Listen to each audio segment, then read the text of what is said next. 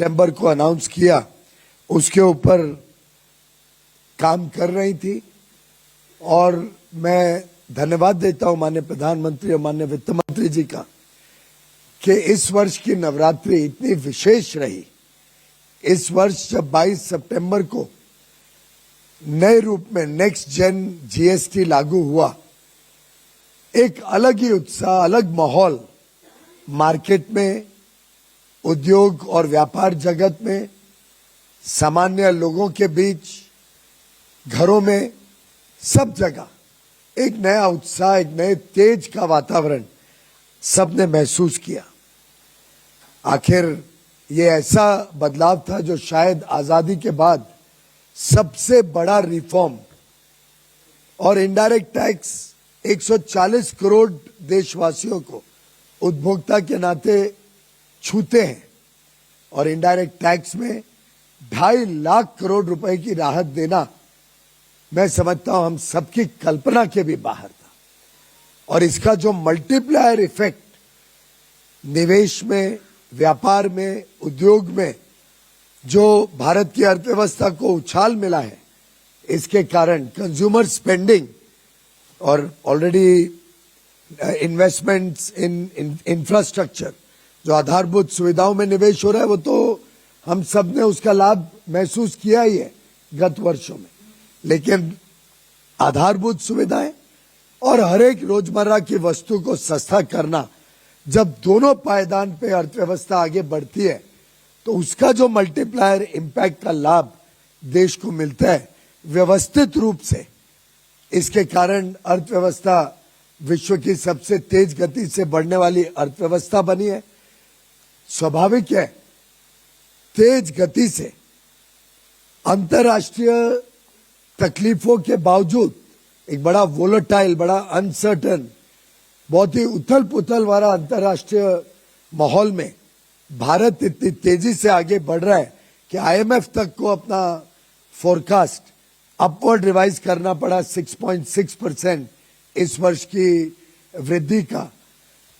पहला तिमाही में, फर्स्ट क्वार्टर में हमने 7.8% का ऐतिहासिक वृद्धि इस वर्ष देखी। और जिस प्रकार से माननीय प्रधानमंत्री मोदी जी के नेतृत्व में गत 11 वर्षों में लगातार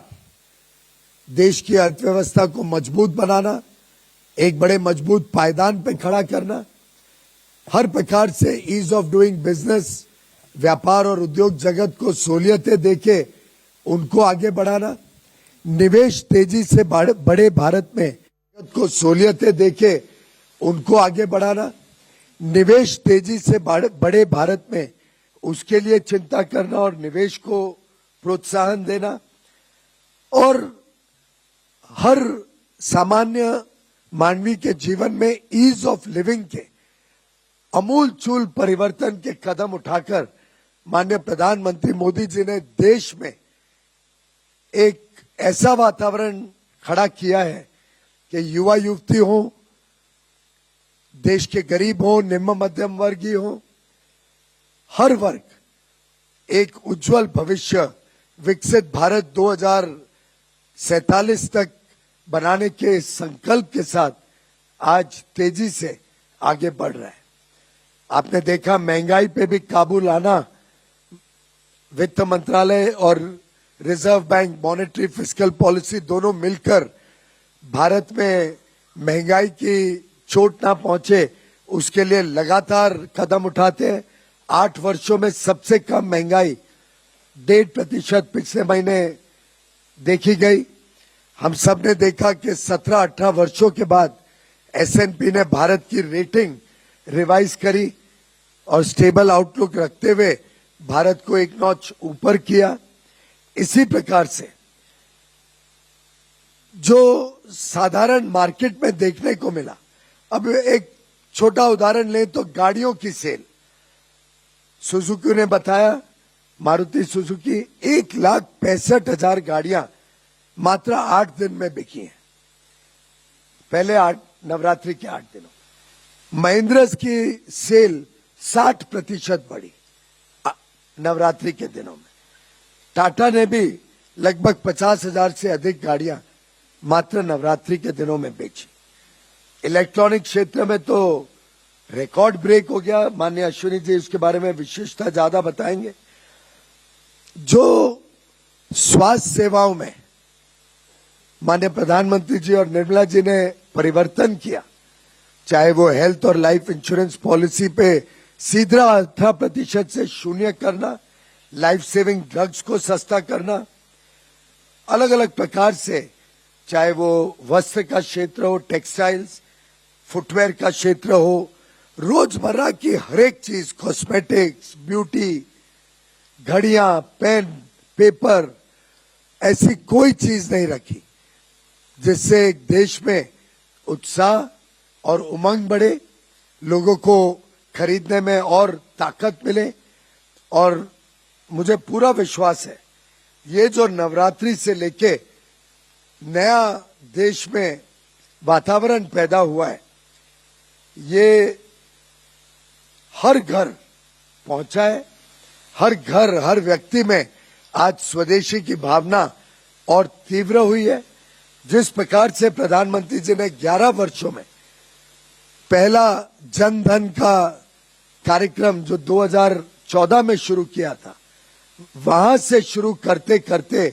चाहे स्वच्छ भारत हो, डिजिटल इंडिया मिशन हो, स्टार्टअप स्टैंड अप इंडिया हो, मुद्रा योजना हो, स्वदेशी स्वनिधि योजना हो, भारत में हर घर तक शौचालय पहुंचे, हर घर तक पानी पहुंचे, बिजली पहुंचे, ये जो एक पूरे देश में समुचित विकास, समावेशी विकास प्रधानमंत्री मोदी जी के नेतृत्व में 11 वर्षों में देखने को मिला है, ये भारत की अर्थव्यवस्था की एक रीढ़ की हड्डी बनकर आगे भारत को नई ऊंचाइयों तक पहुंचाएगा। इस विश्वास के साथ हम सब मोदी जी के नेतृत्व में काम कर रहे हैं और मुझे विश्वास है कि आप सबके माध्यम से ये संदेश देश में पहुंचेगा कि आज भारत एक नए आत्मविश्वास के साथ, स्वदेशी भावना के साथ, नए उत्साह के साथ आगे बढ़ रहा है। और आपके माध्यम से देशवासियों का भी उत्साहवर्धन होगा, ये विश्वास के साथ हम आप सबको पुनः एक बार दीपावली की और सभी त्योहारों की बहुत बहुत बधाई और शुभकामनाएं 140 करोड़ देशवासियों तक आपके माध्यम से पहुंचाना चाहते हैं। धन्यवाद।